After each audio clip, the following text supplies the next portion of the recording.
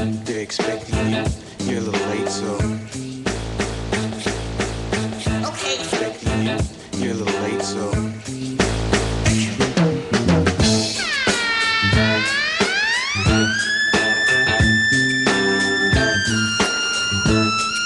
Hey, what's up, everybody? You're tuned in to another episode of The Boyd.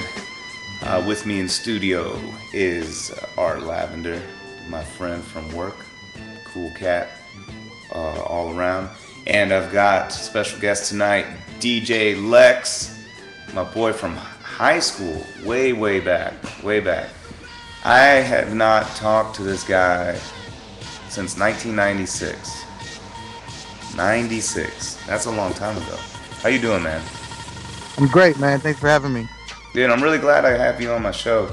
And I'm glad I'm getting a chance to catch up with you because it's so crazy. Like, you know, we shared like a period of time together in high school. And, you know, I'll tell you that those years really shaped a lot of who I am, I think. Most def. Yeah, so that was pretty cool that you were there around, you know, during those formative years. But yeah, man. So thanks for coming on my show. So to be honest with you, a lot of you know, the folks that know about my show or people that are like on my Facebook and stuff like that. So they probably don't know you, and some of the folks that might be tuning in now, I'm assuming are going to be the folks that you told that you're on this podcast and stuff. So that's going to be cool. They're going to be curious too, I'm sure. So if you don't mind, sort of give me a rundown in a couple minutes, sort of like let the viewers know sort of your life in 2 minutes. Oh, snap. 2 minutes. All right.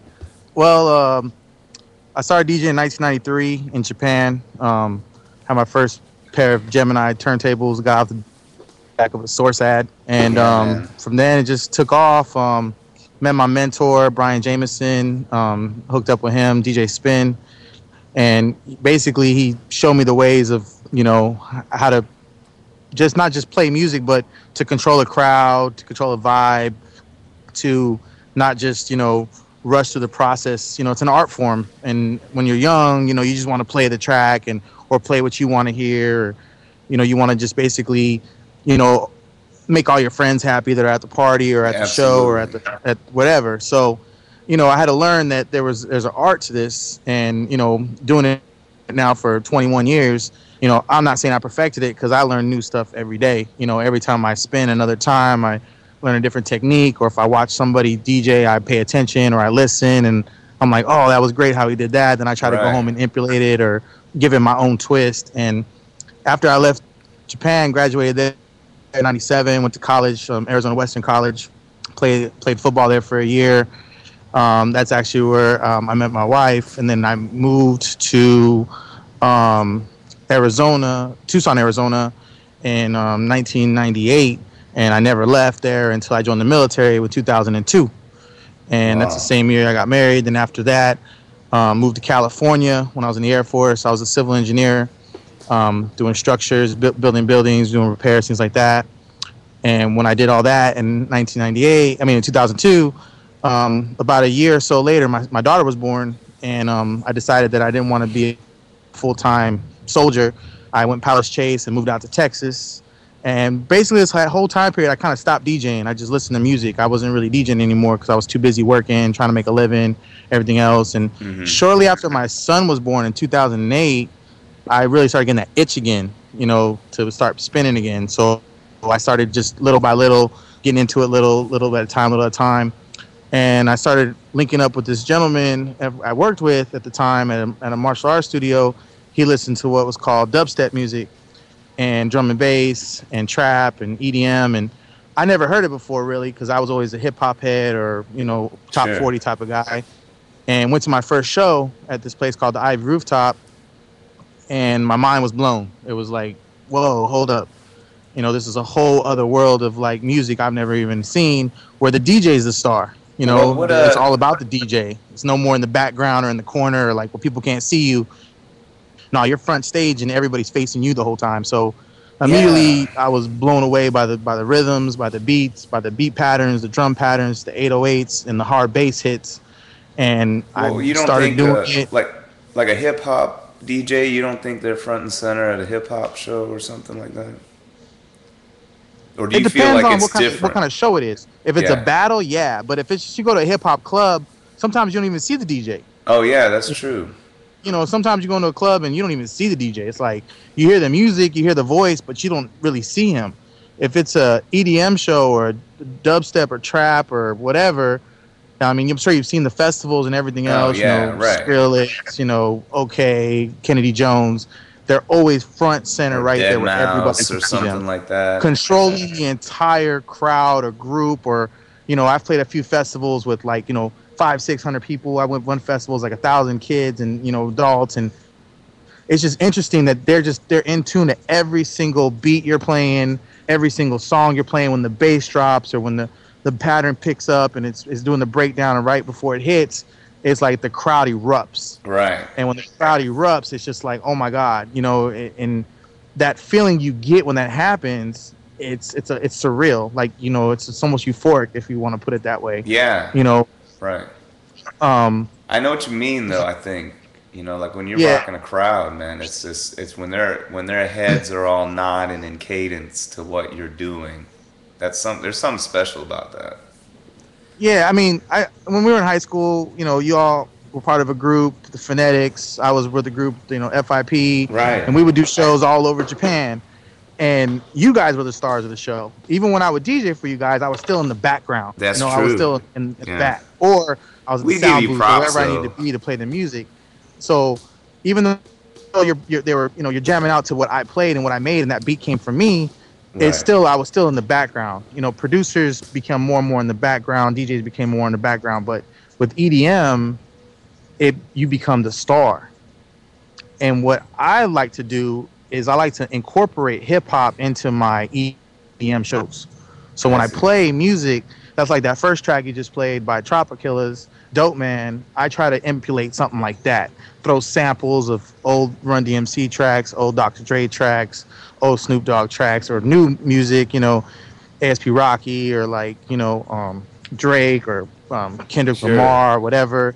It's just because then people they're singing along with it, but then when that drop hits, they're dancing along with it, and it just really gives a whole music a whole different type of feel.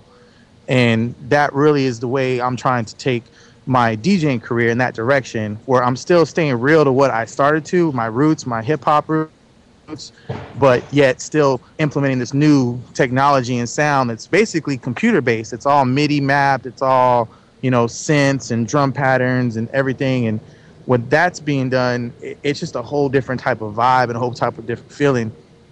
And, you know, everything I do now, even if you listen to it now, you know, look at Katy Perry has the number one song in the country. That's a trap beat. People don't know that, but that's what we would call a trap beat. That beat Oh, is a right. trap The with 808 tempo and all of those sounds, things. with hard bass hits and knocks. That new song by Beyonce, Drunken Love, same thing. It's got that trap sound in the background, and that's what's popular now. But it's just because you can feel that vibe, and then you put some great lyrics over it, and it just becomes an even better song. Right, right. So I got a question for you. So you're talking about sort of blending genres and whatnot. So K Cassiano is asking, so what's the difference between EDM or trap? Listen, Trap is a form of EDM, yeah. but what it is it's still electronic dance music, but what EDM basically creates, if people go to EDM show, you're going to see a variety of that. You're going to see house, you're going to see tech house, you're going to see what they call happy hardcore, you're going to see drum and bass, you're going to see dubstep, you're going to see all those different genres played there. EDM, they just put EDM as a category. Even like an award show, it's a category. Yeah. But there's so many subcategories to EDM that they can have their Yeah, own I don't award really show, get those. basically.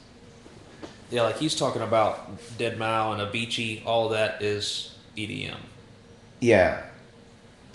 Right. But I feel like, you know, Avicii versus, like, so for instance, Seven Lions, that's EDM, right? But I feel like Avicii and Seven Lions are pretty vastly different. Or, I don't know, who was I listening to? Like, there's a bunch, like, you got your ambient stuff, which There's so many different could fit in styles there, of but then- trance and techno, and yeah.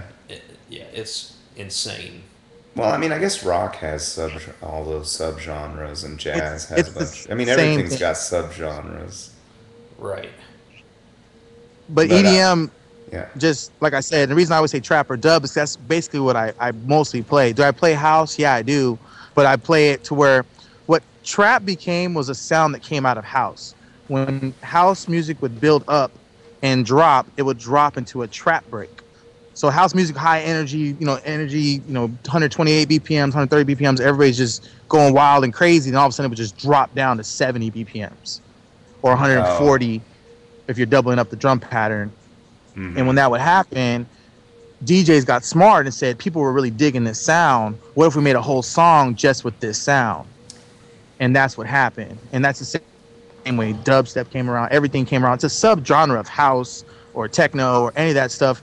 And it came off the drops, Yeah. where that hard hitting bass or those 808 kick patterns. And then just DJs and producers got smart and said, you know what, people are really feeling this. What if we just create a new sound? And then it became a subgenre of that music. And it's just continually evolving all the time. And I'm sure in 5-10 years, if we have another interview or we talk or we see each other in the street or we're at a party, and there's probably be some other subgenre that's a whole different sound. And Yeah. that's really where music to me lost its soul. And that's kind of when I stopped DJing, is because I just felt like everything was so recycled. I kept hearing the same drum patterns over and over again. I kept hearing the same hooks over and over again, just like changed up a little bit. You know, I don't want to call out any groups or anything like that, but I call it right after. I always say that Well, we Master might need P killed hip hop. examples.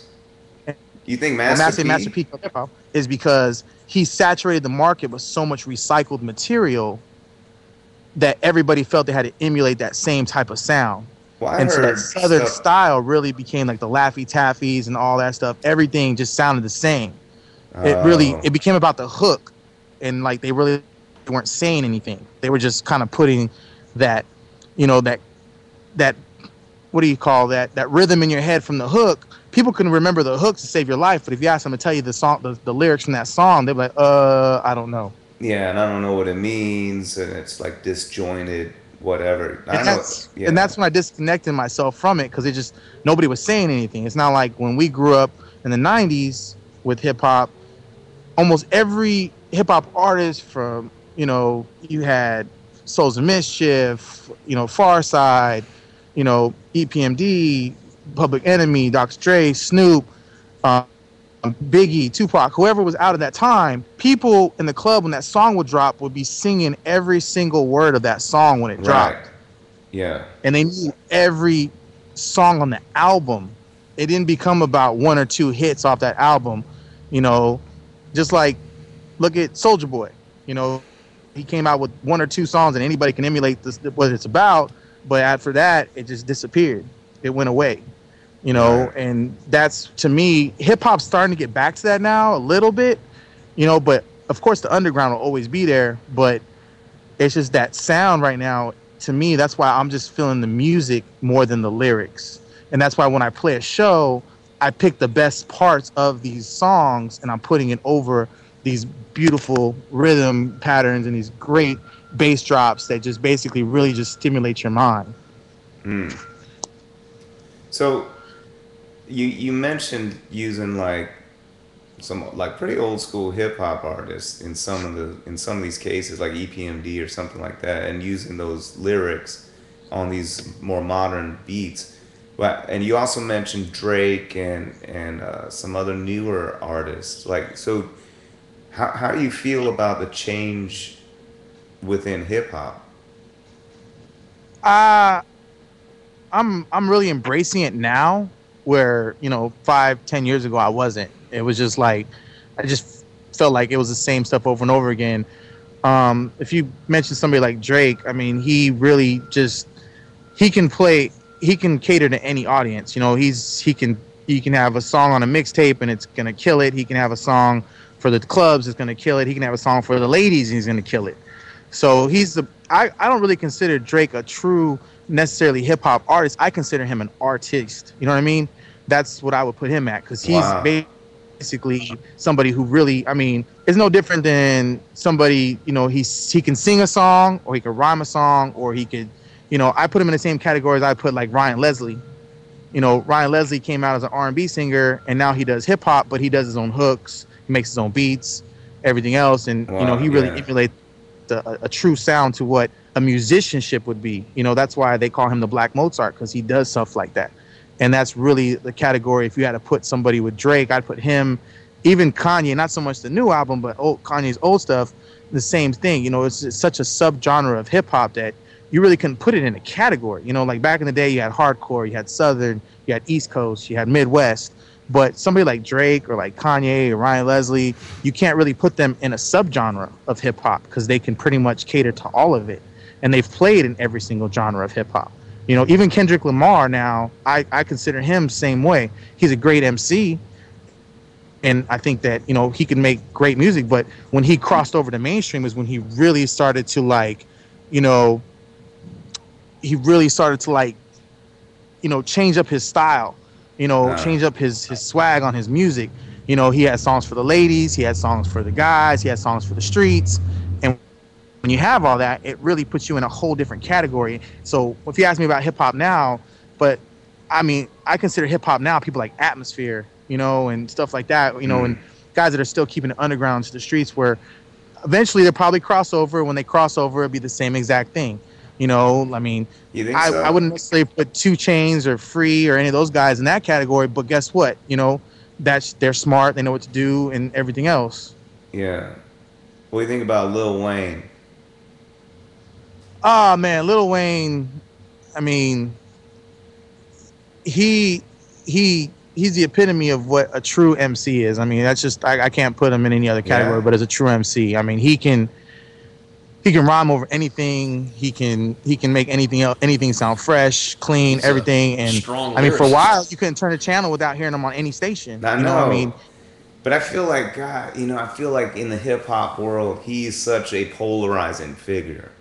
Because I think you have your old school MC kind of guys, which I would say I'm sort of in that boat, but I'm going through the same, I guess, change in my taste, I guess, or the change in my view of music. Actually, I've gone through that. It's been for a while now, because I used to be so like what you said you were 5 years ago. You probably weren't into it. It sounded like rehash, and the new stuff sucked. And you know, why doesn't everything sound like Nas Illmatic? You know, stuff like that. I mean, I don't think you felt that way, but I was feeling that way for a minute. And you know, the thing about it was that you can't. Those are classics. You know, those are classic albums. Yeah. And Eric Sermon did an interview, and I used it in one of my intros on one of my mixtapes on SoundCloud. He said that hip hop used to be Ivy League, and now it's community college. You know, and to me that was such a broad basis of like, wow, he's so right, because back when we were growing up, hip hop was a staple. You know, that was the genre of music everywhere. I didn't care if you're white, black, Mexican, Japanese, whatever. That's what you listened to. Everybody knew some artist in the 90s, Wu-Tang, anybody that they listened to on a regular basis. You know, I remember my father came home with the Illmatic album, and I was like, what? And he was like, and I just looked at him like, why'd you buy that? And he said, oh, it was in the top 10. It was the #1 song in the country, and he's a DJ, so he bought it. He wasn't feeling it, but he asked me, and then he found some songs he liked, and then of course he ran with that. Yeah. And I mean, but then you got groups that started in the 90s that are still relevant today, like Outkast. You know, Outkast is doing a reunitement tour this year. They're making a new album this year, and those guys reinvent themselves every time, and they never subgenre themselves into a category. Because they've always, every time they came out, was just their own sound, their own everything. Sure. And that's a true musician. You can just come out and do something. I mean, Nas tried to reinvent himself a bunch of times, but I think he was following too much of whatever was going on. You know, like, okay, you're wearing shiny suits and you're dancing in your videos. I'm going to make a video like that. And I remember there was an interview with Jay-Z, and they always ask him, what's your one regret in your entire career? And he says, the Sunshine video he did with Hype Williams. That's his one regret in his entire career. He says, because I jumped on the bandwagon, and he had the shiny suits and the big head, like the Missy videos and the Mace videos and excuse me, the Puff Daddy videos and everything. And he was like, that wasn't me, but I did it because everybody was doing it, and I felt like I needed to do it because Hype told me, yo, we're gonna do this. It's gonna be dope. This is what everybody's doing now. It's dope. Let's do it. And he did it, and he feels like he let piece of himself go because he jumped into that subgenre of, like I said, trying to fit in that mainstream category instead of just keeping it real. Like the epitome of selling out, really, because you sold out on what you really enjoy or really like or feel is you in order to be popular or in order to be, I mean, to make money. I mean, it's a business on one hand, because but Jay-Z found, I think, that he didn't need that, you know, and maybe that's where he would formulate a regret. You know what I mean? Because he didn't need to do that stuff. But I'll tell you, be honest with you, he didn't. Jay-Z's been disappointing me lately on his new tracks, man. The lyrically, those tracks are hot with the beat. The beats are hot, and I even tweeted out. I was like, "What's up with Jay-Z ruining dope beats?" Those are trap beats. Every one of those songs has either been trapped or twerked, and I forgot to put twerk in that category. Now there's a sub. What the hell is twerk? Twerk is anything at 100 BPMs. It's just booty shaking. You know, back when we were growing up, booty shaking was booty shaking music. 130 BPMs. You know, freaking 6ix9ine Boys. You know, Tag Team. You know, Luke. You know, 2 Live Crew. That was. That's not bounce. What's the difference between that and bounce? Exactly. Now, twerk music is considered something. It's an EDM form. It's got those real hoppy 808 sounds and drums and bass patterns, but it's basically made to make you twerk. I mean, whatever that that pattern, whatever that's what they call it. What's an example I have of a whole twerk? mix of that stuff, and it's all subgenre. I mean, I used the Old Dirty Bastard Shimmy Shimmy Y'all on there. You know what I mean? Because it's 100 BPMs, and I was able to throw some crazy ass synths behind it and make it drop. And people still get down to it, and it's been around forever, but just somebody capitalized it and created that into a subgenre of music. And, obviously Miley Cyrus made it famous, but it kept going. Did she make it famous, or she just tried to twerk and that idea? She made it famous because it wasn't mainstream. Twerking has been around forever. I mean, the actual, that. We've seen girls dropping like it's hot since the hot, you know what I mean? But she made it famous because now you got, people look at YouTube, you got every race, color, crazy people trying to twerk in their living room or something, busting their ass trying to do it. And that's what made it popular. That's all it takes. One mainstream artist to co-sign it, and it's done. I mean, it's the same. What did she do to make it popular? Did she make her music in did she make twerk stuff? I haven't listened to her new shit. I mean, it's not like she made it, but that's what she talks about. Like in every interview, I'm this, I'm that, and I can twerk. And and I mean, if there's a whole song that says "Do the Miley Cyrus," and they say "Do the Miley Cyrus," basically they're saying twerk. That's the name of the song. It's called Miley Cyrus, and then that's what they're saying to do in the video, is to twerk. And I mean, I play it. I play it because I DJ and I gotta play what's hot. Is it my favorite subgenre of music? No, it's not. But I just made the track you're gonna play at the end of the night. Talk Dirty, the remix we just made this week when I was in Bville with DJ Blaze. That particular remix, we made a twerk one because it's popular, and every time I turn around on my SoundCloud, it's getting another hit, another download. So, you gotta stick with the times as a DJ. Sometimes I'm not saying you gotta sell out, but I mean you got guys like Premier, Kid Capri, and stuff like that they still stay true to hip hop. But if they're gonna go play a show, guess what? They're gonna drop tracks that normally you would never hear them drop because they know they gotta play to the crowd. Yeah, I wonder though if part of it's like, man, I can make one of these beats, and I wonder if they look at it as a challenge to be like, I can make this better. I have no intentions of producing or remixing or mashing up tracks or anything like that. Because to me, as a DJ, that's what you do when you're playing. It wasn't something you would do, or I would go remix a track at home and only play it when I played. But now that's in order to become what they consider a top-notch DJ. I mean, even like Just Blaze, DJ Green Lantern, DJ Fresh Direct from New York, all these guys that I looked up to growing up as DJs, now they have to put out tracks. You have to. Right. Because that's the only way you stay relevant to this game that's going on now. Yeah, it's not good enough to make a mixtape anymore, I don't think. No, you got to have original music. I mean, you don't get booked for a show. I mean, look at the most highest paid DJ in the world is Skrillex. I thought that was the Avicii dude was the highest paid. Is it I not? mean, maybe now, but I mean, last I checked, it was Skrillex. And Damn. Well, Avicii is I now, it believe is. it. But the same thing, those guys that are making music, it's because they're producers, and that's Right. it. If they Because weren't Skrillex producers, makes a I mean, when remix. Skrillex first came out, he actually didn't DJ. He played on what they call a controller. He played off what's called Ableton Live. Hmm. And when he played off Ableton Live, basically it's a mixing program. And he was just playing off that. It wasn't until 12th Planet, which is another great DJ and producer, got him on actually playing on with CDJs, that's the staple now that took away from vinyl. And he started playing on CDJs. That's a whole different, that takes skill. You have to match the beat, you have to bring it in, this and that. You're not just pushing buttons and queuing up songs and then using effects to make your transitions. You have to actually mix the song to make it sound right. Yeah. It's almost like playing on two 1200s, but the difference is now it's a digital machine. Sure. And that Pioneer has everything built in. Of course, the mixer has effects and stuff and effects processors on it, but it doesn't, there's so many programs now, the DJ, Serato, Tractor, Virtual DJ, whatever it is. People are like, oh, anybody can DJ. I'm like, yeah, anybody can DJ, but it's a difference to just throw tracks out there and play, or actually throw tracks out there and keep people grooving all night. And at the end of the night, they're walking up to you and saying, great show, great this, great that. I consider it a great DJ when nobody's going to the DJ booth requesting a song. Right. When you have that's how I consider my night. How many requests did I get tonight?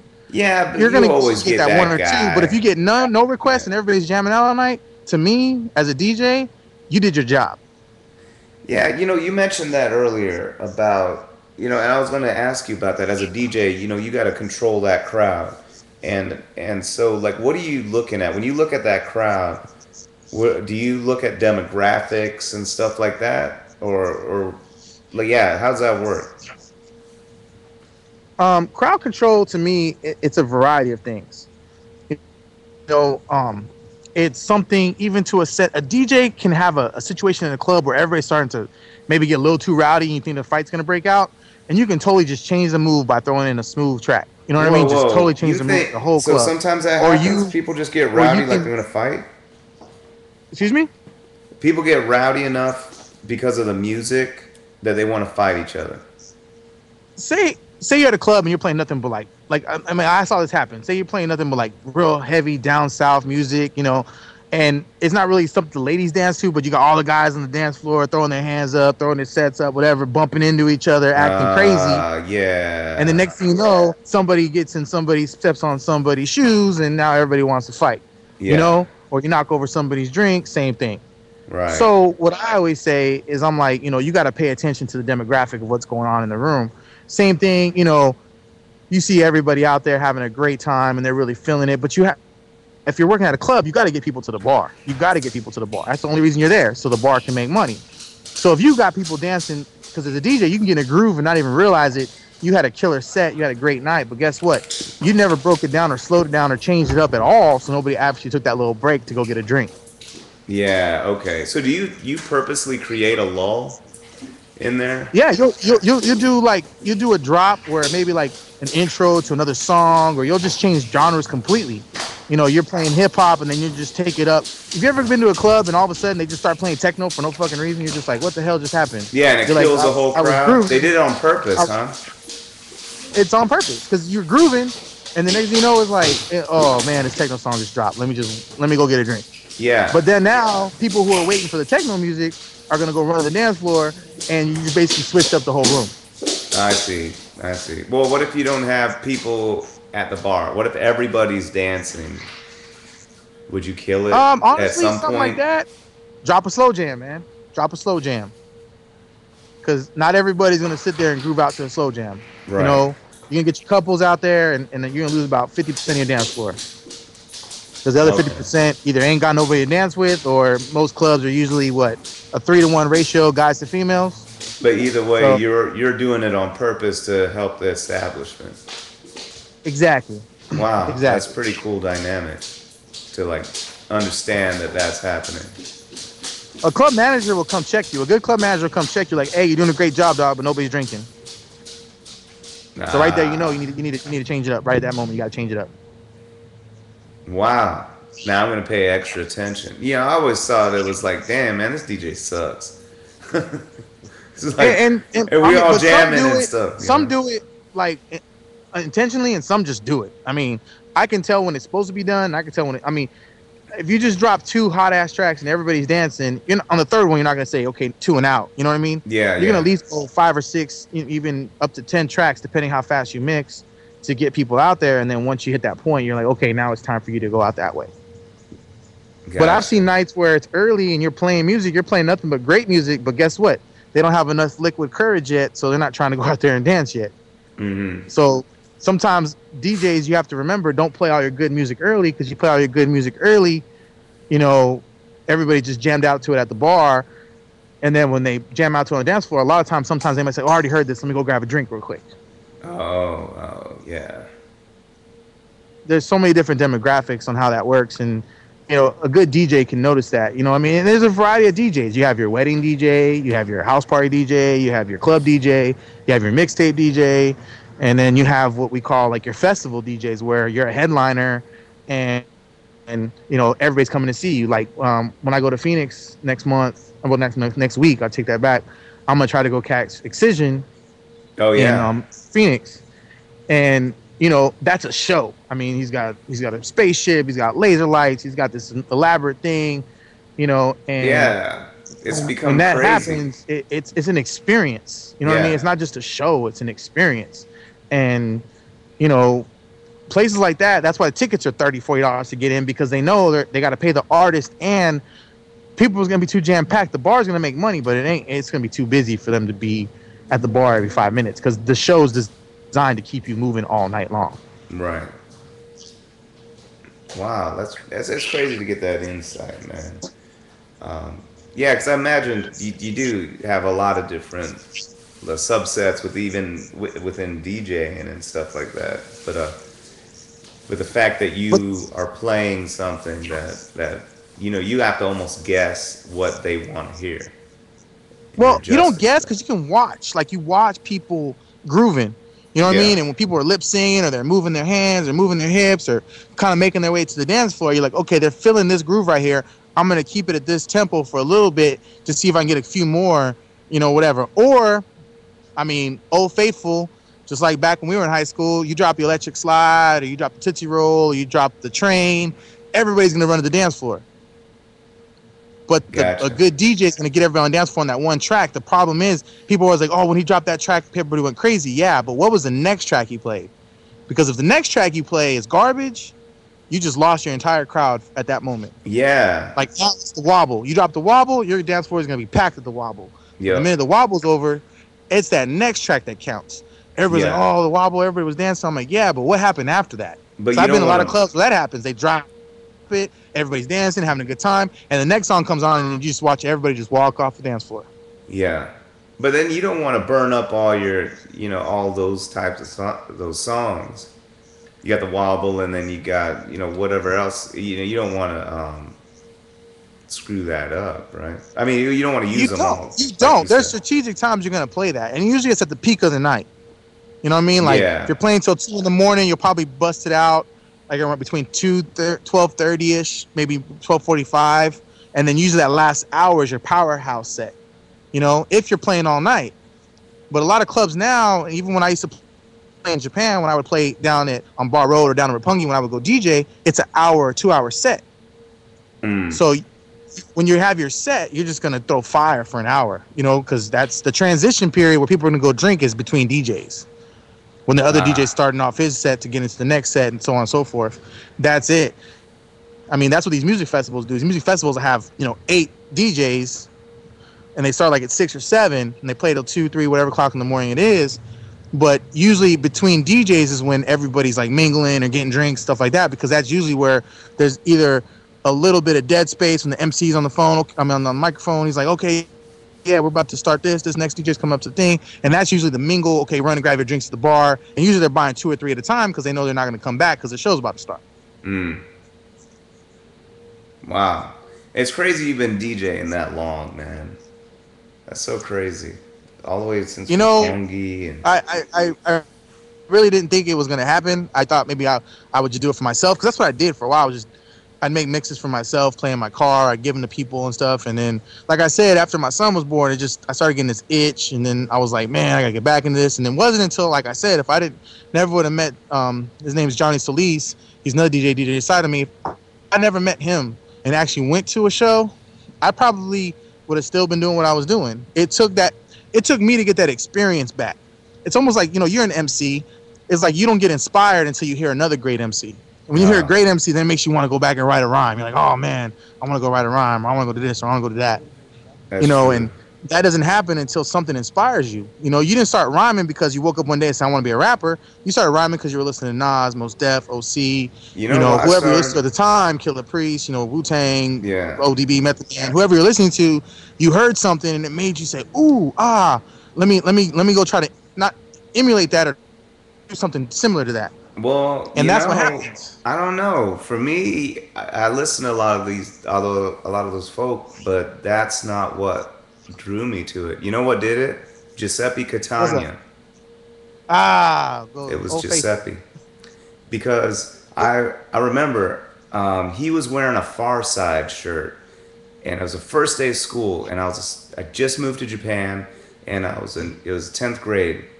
And it's for, an orientation or something, and he was in line with me for some stupid crap, sign up for a class or something. And he had a Far Side shirt, and I'm like, oh, dude, you dig Far Side, huh? He's like, you know Far Side? I'm like, well, I don't know them, but I like their songs, and I listed off some songs. And he's like, dude, so I didn't know you liked hip-hop, man. Like, nobody here I know really likes hip-hop and this, that, and the other. And he's like, do you ever rap? I was like, no, what are you talking about? You mean like say the songs? And I know the words to Passing Me by heart. It's like, nah, man, like freestyle, like your own raps. You ever do that? Like, you're just crazy, man. People don't do that. Just rappers do that. And he took me. I went back to his house, and he had his two turntables, and he had his 4-track, and he made these little beats and stuff. And I was like, what? And I remember he had stacks and stacks of vinyl. I'm like, what 10th grader has stacks of vinyl? And what's going on? And he started freestyling about meeting me, I think, about what happened to that day. And I thought it was like magic. Like, how are you doing that? And then he sort of forced me to try it. And I was like, oh, well, it's sort of hard, but I think I could do this.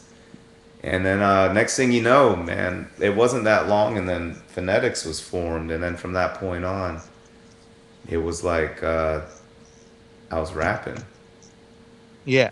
Remember that? That was such a crazy time, high school. For me, some people talk about how much they hated high school. And to me, it was such a cool experience because there was so much music going on in our it's just a little high school.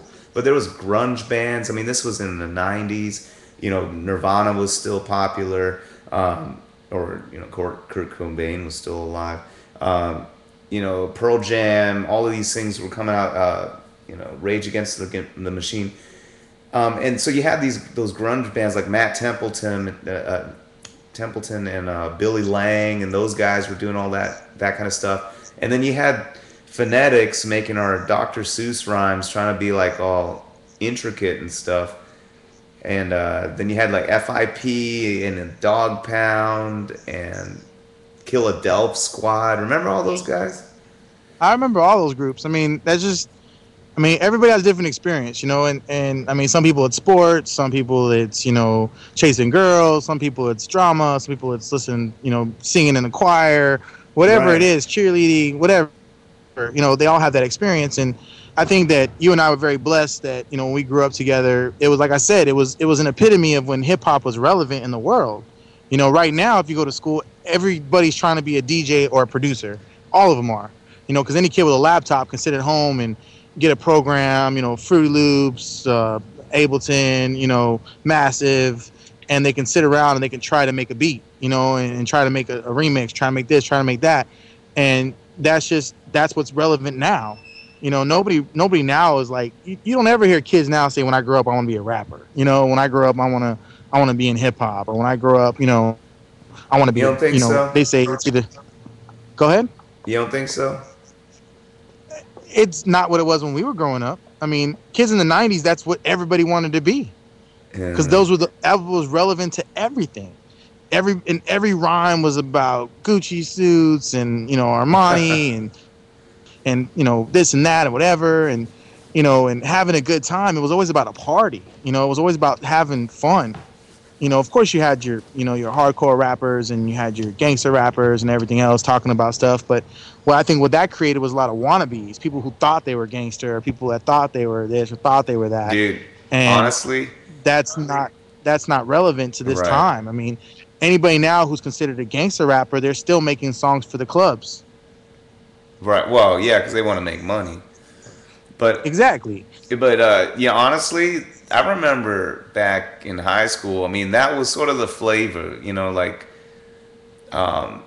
with the exception of FIP, they did a more soulful thing. They would do a lot of there was a lot of singing involved, and they're just talking about having fun and stuff. But then you'd have like, I felt like Killadelph Squad and the Dog Pound folk, they would talk about like being gangsta this and that, and I'm like, dude, you live on an Air but we lived in Force Japan. base. How gangsta That's what are I'm you? saying. I remember I battle rhymed somebody. I don't remember who it was, and I was battle rhyming someone in the hallway, and I was never a super proficient battle rhymer. But I remember I was wearing like this dorky ass outfit. Me and Rainer, we were wearing those weird ass things. We'd be like wearing wool pants and a cardigan with some kind of Kangol hat and chucks. We look like dumbasses, I'm sure. And the old, like if we could emulate some old man, then we felt like we did a good job. Mm-hmm. We dressed like we were 80, and almost on purpose. We're like, what? You want to say something? Rich Myers, throw on a beat. Boom, and he'd start beatboxing, and let's just battle it out. And they would talk about this and that, with the guns and stuff. I'm like, dude, you have a curfew.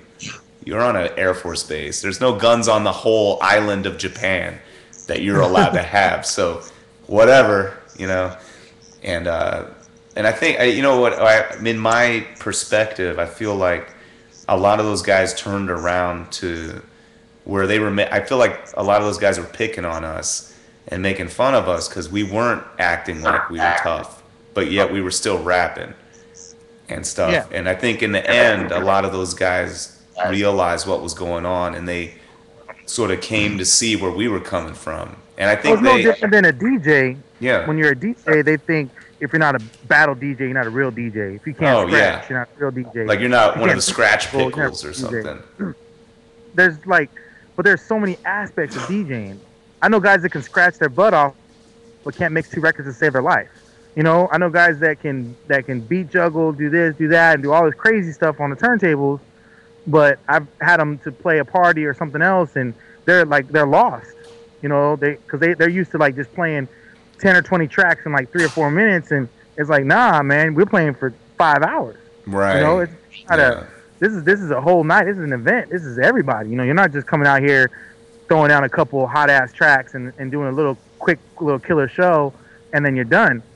It's no different than DJs nowadays. You got some that are out there that I've seen guys behind the DJ with a laptop. But honestly, even though they were playing on a laptop, I wouldn't have known unless I went around and looked and see what they were playing on. Well, but even then, you got to choose those songs. It's this stream, and the stream could stop flowing, or it takes the wrong direction. Even in that track list, I mean, you got to be pretty damn skilled to come up with a track list and just be able to hit play, and the whole crowd ebbs and flows just fine with it. I mean, that's some voodoo shit if you could do that, And that's what it takes. But like I said, it's also reading the crowd. Right. Oh, they're not feeling this genre of music. Let me switch it up to, dance music. And all of a sudden everybody's dancing. Okay, well, I'm going to play dance music for the next hour because everybody's feeling it. And I'm going to go back to what I was playing before. And usually, once you get them grooving, you can play anything after that. As long as it sounds good, they're going to keep jamming out. Yeah, you got the mode set. Yeah, exactly. And if you want to go like, with a musical group or anything. Same thing, you know. It's one thing to have a great album or a great look at Metallica. You know, they can have thousands of songs they can play, but they only Right. have a limited amount of time to actually play their set. So they have to pick which songs they're going to play from that and play them in which order and everything else to make that relevant, to make it basically, you know, where everybody in the crowd is just like, oh my God, oh my God, oh my God. Because sometimes you get groups or even DJs or producers or anybody, you know, I mean, I've been guilty of this. I heard a new track or I have a new song I really want to play. I really want to play it. And you get so excited to play it and you play it at the wrong time and nobody's feeling it. And you just feel like, oh my God, they didn't like my song. No, the song was great. It's just you just didn't play it at the right time. Sure. You didn't drop it at the right moment. I was DJing this last weekend with another DJ, DJ Blaze, and you know he's still fairly new to the game. So I had to kind of school him, like, hey, look, when you start your set, do it like this. My cousin, the same thing. I'm like, don't come out just hitting them with the bangers right off the bat, Right. because people kind of get like, oh snap, you know, like they want to groove, especially when it's early. They just got there, they're barely getting their first few drinks in them, whatever. You don't want to go just scare the crowd away where it's just like high energy right off the bat. You don't want to hit the high energy note until the peak of the night. That's where you build up into your night. And then when you build up into that, then it's like, okay, now I got your attention. Let's do this. You have to play stuff that's relevant. I mean, if you ever go to a club early, it's usually a bunch of stuff you've heard from back in the day. Right. You know, or stuff that's new but not really that new or whatever. And people know the song, right? Like just to get people kind of grooving and feel like they got this ambient environment where they can stick around and have a good time. And then once they move into that situation where, okay, I got your attention, now I'm going to drop this banger on you. When I drop this banger on you, I'm going to get you to come to the dance floor. And then when Right. you do that, that's when you're like, okay, I got you. I got you on the hook. But it's just like fishing. You know, you can have the best bait in the world, the best reel, everything, the best pole, all that. But guess what? If you don't do it just right, if you don't pull that fish in just right, guess what? You're going to lose it. Right. You're gonna lose it on the trail. And it's the same thing with DJing. If you roll something out there and you get that crowd attention for a second, and you got their attention for that second, it's not that song that you play. It's the next song or the song after that, or song after that that really implements who or what you're doing. Right. It has a lot of influence. I mean, you can make the ramp, but then if you don't have anything for them to land on once they jump, then I can imagine it would all just fall. That's it, you know. And sometimes I play at some clubs where there's 3-4 clubs in the same building. Like, guess what? I mean, you know this. And go to Roppongi in Tokyo, or Right. any big city, New York, I know Chicago, Miami. You can throw a rock and hit another club. The minute that DJ loses their attention, they're like, hey, let's go check out this other spot down the street. Right. Hey, let's go run downstairs real quick and see what they're playing. And they walk in and that DJ's on point.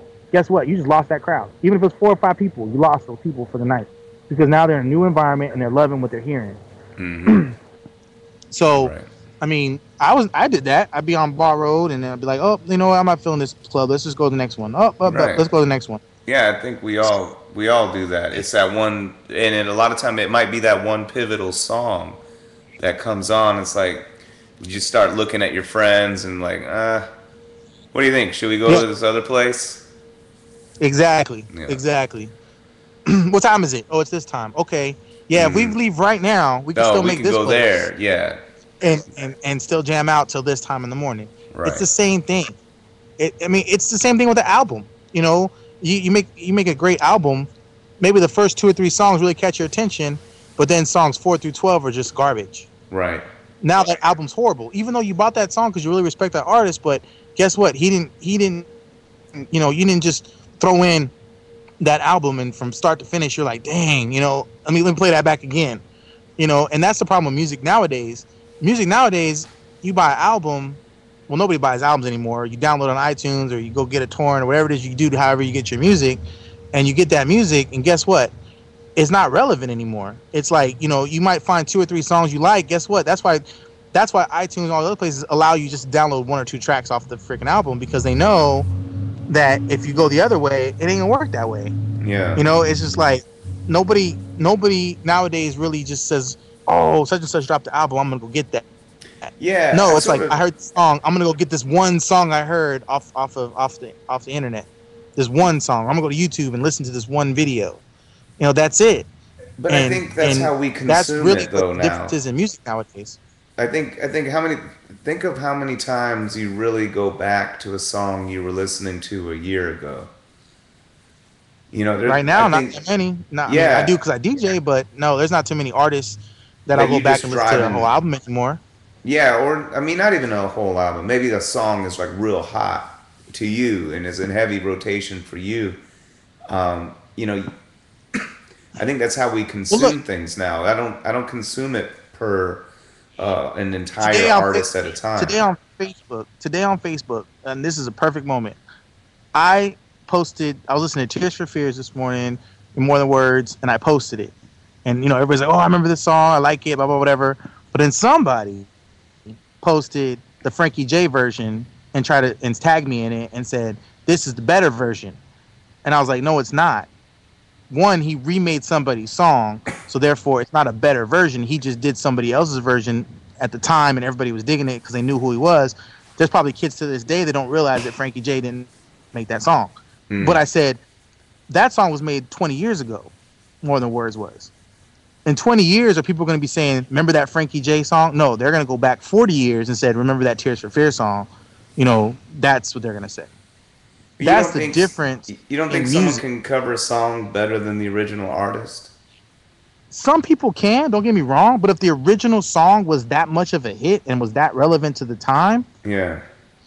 you know what I'm saying? It's like it's really hard to redo that song, and that's the song that people remember. You That's know, the version that people remember. but how about this? I'll give you this one.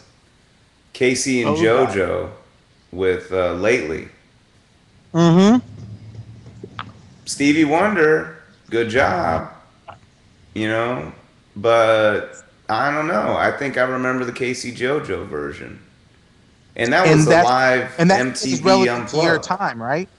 Yeah, I guess You that's weren't that's listening to true that. But if too. you were sitting there with your parents listening to the Casey and JoJo version, they would immediately argue with you and say, "Hey, no way, you need to listen to the Stevie Wonder version." Yeah, they probably would. And that's what I'm saying right now. I mean, maybe I'm dating myself and I'm saying how old I am, but can people really, cover a song and make it better? Sure, you can, but guess what? The classic's still a classic no matter what. Yeah, And that's nothing you can take away but from I that. think it's just a Period. new interpretation of the song because a lot of times some of these guys didn't even write those. I mean, they're in the beginning. They didn't write those songs. Possibly, like Michael Jackson didn't write all his songs. No, But if he you didn't. But if anybody tries to redo remake a one, Michael Jackson song now, it might be relevant. People are digging it. They like it. But guess what? The Michael yeah, Jackson version will live on forever. yeah, that's It's true. like if you try to I think redo an so. Elvis song. If you try to redo a James Brown song, it's great. People are gonna dig it. They're gonna like it. But no matter what, if you're at a wedding or if you're at a show or you listen to an old school show, they're always gonna play the original version. They're not gonna play the remake of the version because that's just not what it's about anymore.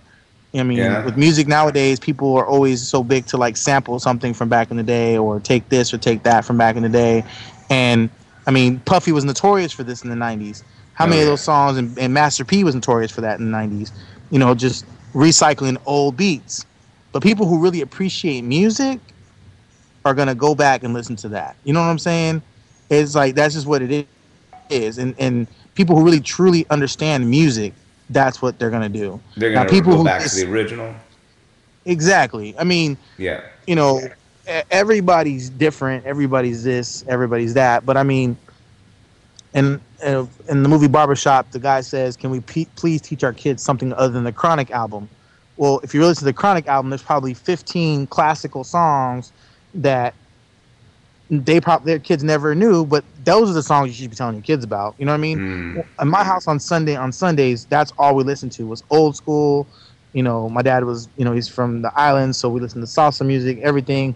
But now when I hear stuff, I'm like, ooh, guess what? But that's because the parents aren't educating the children on what is actually makes that song relevant. yeah, You know but what the makes that song great. like Because they parents don't play the though. greats anymore. I Yeah, mean, a but throwback parents. now to anybody is something that was made in the 90s or 80s '80s. That's a throwback. I'm like, nah, nah, Yeah. nah. You need to go back because that's where it came from. Yeah, but You that's know, just because you're old, man. You and hey, I you're are older than old. me. You're older than me. Don't make me put your age out there on Dude, blast. I just turned 36 today. And I'm telling you, that's because we're old. Because like we're having kids, right? You got kids. You Hmm. appreciate music. You can go backwards in time and find those original tracks. But how about those other people, the consumers, the people that don't think about music in that same way, that just simply listen to whatever was hot. So when they're listening to Puffy, they might not know the original Diana Ross, possibly, you know, because that's what they grew up on. So that's what they're going to tell their kids about, possibly. You know True, what I mean? true. So I think as we get further and further and further, because we started doing this, and I guess you can sort of blame hip hop for that. Uh, Now I wonder if some of this stuff is just going to get lost. I mean, of course, people are going to look back and dig. There's always going Oh, to it be will. But people. I mean, but when we go back and we get older, and our kids are our age or whatever, as a parent, I feel like it's my responsibility to educate them on more than just what they hear on the radio or Yeah. what they see in music video or anything Well, like yeah. that. That's what You parents know, do. They give kids context to life. At least they're supposed to, including music. I would yeah, like hope. I just got a text from a friend of mine, Malio, and he says Alien Ant Farm covered the Jacksons and it was awesome. And I agree, it Yeah. was awesome. I But I mean, you knew, can't, see, I was going to mention that. Well, that thought crossed my mind. That group crossed my mind. And you said something immediately after that killed my saying that to you because, um, oh shit, what was I going to say? Yeah, you said it was relevant at the time, but if you think back to which one was better or which one, you know what I mean? Which one do you remember the most? I, of course, will remember the most the Michael Jackson because I grew up with that. But if I didn't grow up with Michael Jackson and I grew up with Alien Ant Farm, I might think, oh, well, Michael Jackson is great and all, but that's like old shit. This was much yeah. better back when I was growing up. But that's because people nowadays don't play old stuff for their kids, or play. How do I say this? We live in iPhone generation, iPad, laptop generation, that basically everybody's in their own world. Dad's on his phone, mom's on her phone, the kids are on their phones, whatever. There's no like no more pulling out the CD or pulling out the vinyl and throwing it on, or when you're on a road trip, everybody's got their headphones on listening to what they want to listen to.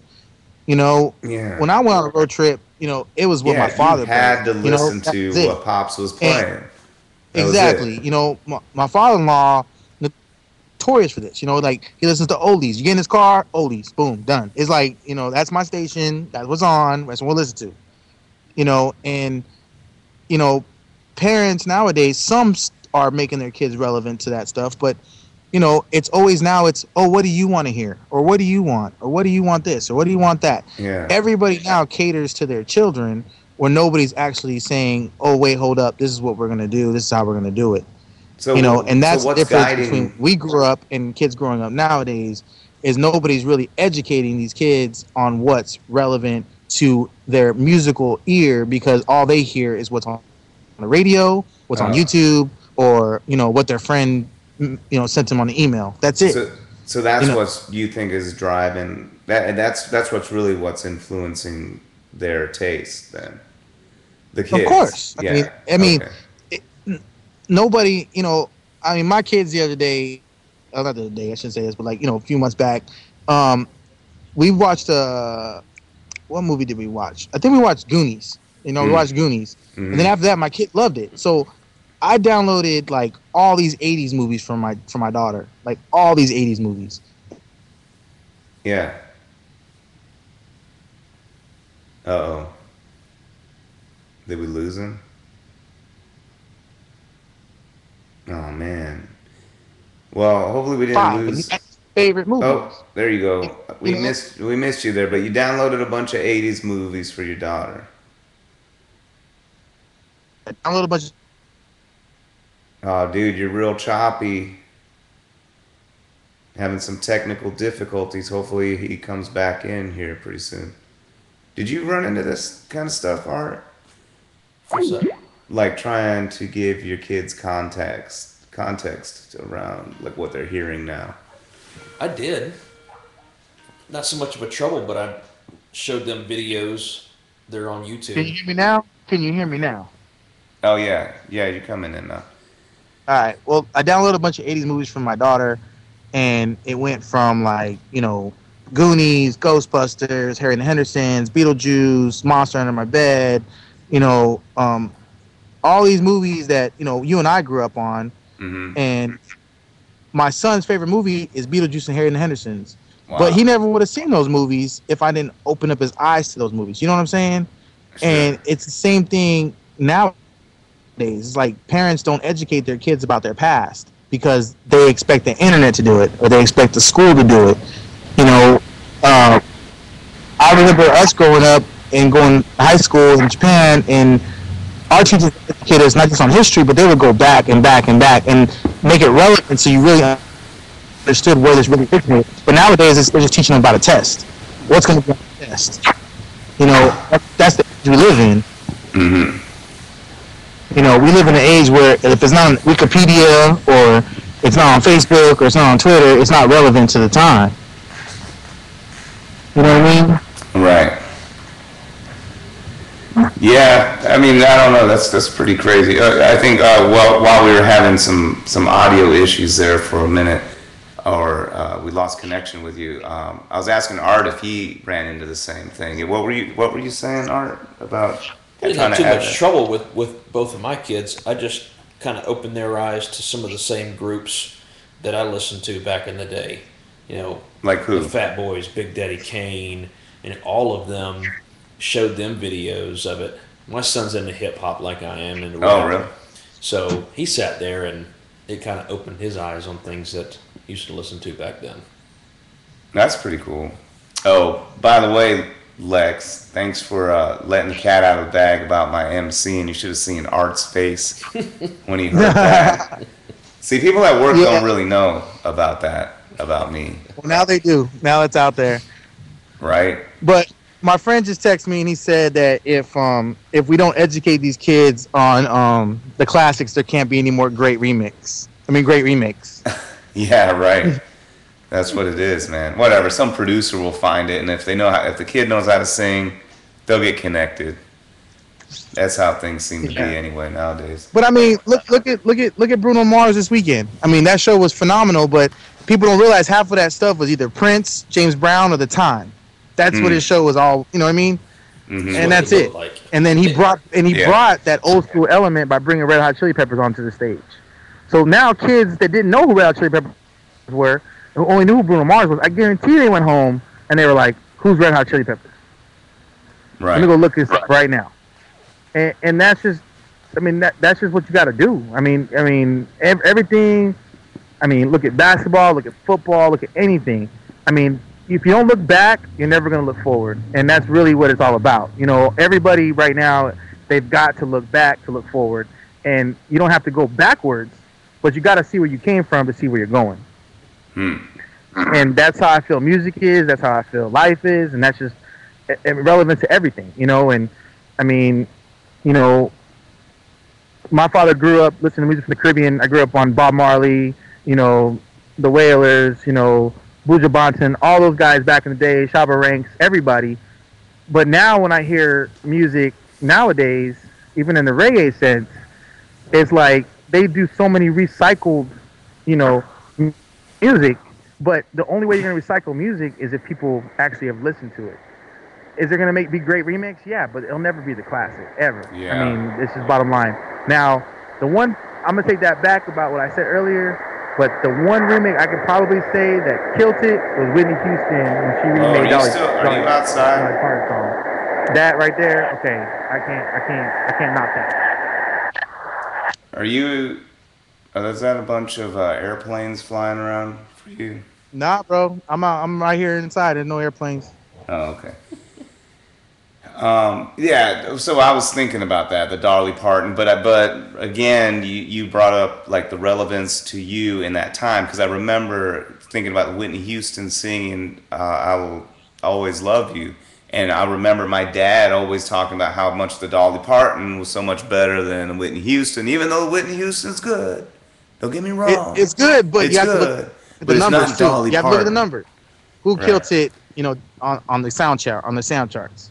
Well, right. That's what I'm saying. On the sound charts to this day, now don't get me wrong. How many people probably heard the Whitney Houston version and went back and listened to the Dolly Parton Sure. version? I didn't even know about the Dolly Parton version, but that was not my era though. So I wouldn't necessarily have to have that exposure unless my pops played it or something like that. Mm-hmm. But yeah, exactly. I mean, or what is it? Didn't like for instance, I think that's an old Dylan song, like the Over the Watchtower or whatever that is. When Jimi Hendrix redid that, I don't know if anybody even knew about Dylan doing it. I mean, they knew, but like he like ripped it. Yeah. Or there was another one, or like even recently, there's another Dylan song, Wagon Wheel. Who sang that recently? Damn it. Who is it that sang that? I'm just drawing a blank. It's like a folky band. I know exactly who it is. I can't, in my brain, it is washed up. Hey, listeners out there, in the last minutes before we close out the show, give us a call, 904-638-5119. If you remember the name of the band that did it. I know it. I can feel it in my brain moving around. They redid Wagon Wheel. It is, the Old Crow Medicine Show. That's what it is. Oh, you don't know that? Okay. Never heard of them. Yeah, Old Crow Medicine Show. Anyway, those guys. I don't remember what else I was going to say. But I mean, I don't know. I mean, but that's relevant to the time, I guess. They're just people that listen to that may not know that Dylan made it first, Yeah, I mean that's just I mean another one we can use, and if you want to leave it on this note, last one I'm gonna say is "Killing Me Softly." You know what I mean? Oh yeah, yeah. That Roberta Flack, everybody, people know that's a good song, and I think well, I don't know. I bet people think the Lauryn Hill version. Mostly, I do. I really do. I do think it's better, but at the same token, I knew the original when it came out, so that was it. But I guarantee if they play a Lauryn Hill version 5-10 years from now, nobody's gonna know Lauryn Flack did it, back in the 70s. Yeah. Well, I remember one time there was a talent show at Yokota, and there was a girl singing that, and she was a cappella, and so she just started singing "Killing Me Softly," and everybody else started doing the bow bow bow bow and the one-time chant and all of that stuff. Just the audience. So it was like that was just the default version. But then again, it was in the 90s. So I don't know, and then it still is. I got my boy Vince right now hitting me up telling me, y'all dropping knowledge. I hope this is being recorded so you can play it for people later. So I really feel that, it was relevant, but the same token, you gotta, like I said, you gotta know where it came from. You know what I'm saying? Like DJ Quick made a whole album. It's called Looking Over My Shoulder. That's the name of the album. Every song he made on that album, every beat was a recycled beat from the 70s or 80s that he redid, and made it relevant to the time. And he kept saying that, he's like, I wouldn't have my musical talent or anything that I got if I didn't look back, and I think any person that's, whether you're listening to rock, you listen to hip hop, you listen to EDM, whatever you listen to, I mean, even now there's so many EDM artists that are recycling old techno songs or old 80s pop songs or anything, and they're trying to make it, you said Avicii's like one of the greatest DJs ever. He redid the Journey song, he used the original song, but he used it with his own beat. You know what I'm saying? But guess what? there's kids nowadays that know that song now, and they're gonna go back and listen to it. And as a DJ or as a musician or anything, you got to definitely do that. You got to really make sure that you 100% are willing to go back and educate people, and that's really what it's all about, is educate. If whether you're religious, you can't just talk about what's relevant. You have to show them times and moments in time. And I think that that Marmaduke song we were talking about, the same love, Macklemore. There's an artist that remade that song, and he says, how are you going to call gay the new black? He's like, you can't even compare gays and blacks. He's like, were you ever lynched or killed or stabbed or anything for trying to learn how to read? Were you ever hung from a tree just because your skin color? Just because you like the same sex doesn't mean you're relevant to being put in that category of being black. It's two separate things. You know what I mean? But the problem is, you tell kids that, you tell. Uh-oh. Did we lose him?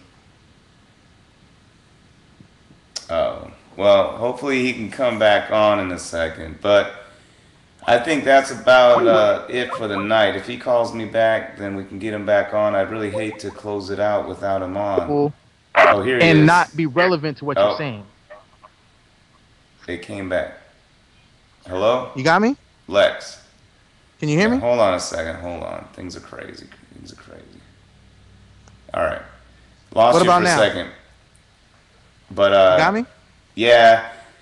But I was gonna go ahead and I think you bring up some good points, and I think that that's a whole other podcast right there. I mean, so we're one thing to talk about relevance of music, but the relevance of a whole demographic and how they feel, and that comparison is a pretty big thing. I would love to talk about it for sure. Yeah, we'll do that some other time, man. I know you pressed for time and everything, and I appreciate you having me on the show. Dude, you'll be back on, man. I really hope you enjoyed your time here and all that. But stay on. I'm gonna go ahead and play that twerk. With that twerk remix, man, that you guys put together, Talk Dirty, that Jason Derulo with 2 Chainz. I put the did I lose him again? I put the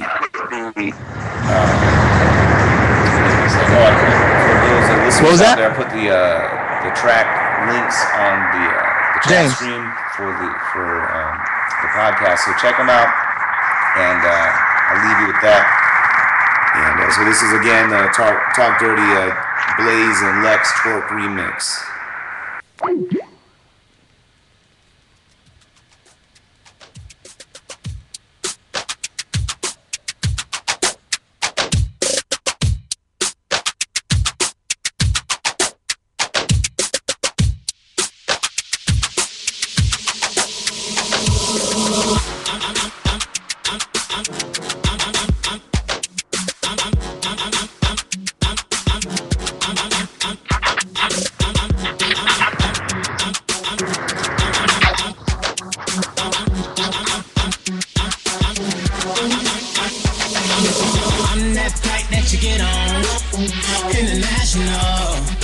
First class seat on my lap, girl. Riding comfortable. Cause I know what that girl them need. New York to Haiti. I got lipstick stamps on my passport. You make it hard to leave. Been around the world, don't speak the language. But your booty don't need explaining. All I really need to understand is when you talk dirty to me.